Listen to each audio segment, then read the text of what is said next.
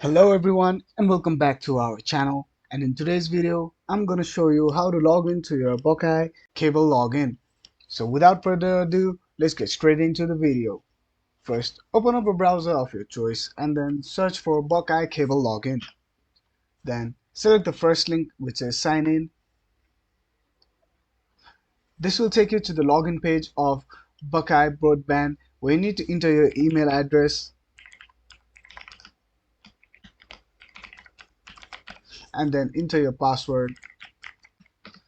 And you can tick the box which says remember my username if you don't want to keep on entering your email address every time you want to log into Buckeye Broadband. And after that, simply select sign in. And that's how you log into your Buckeye Broadband account. So I hope you find this video helpful, guys. If you still have any questions, please let us know in the comments down below. And don't forget to like and subscribe to our channel for more videos like this.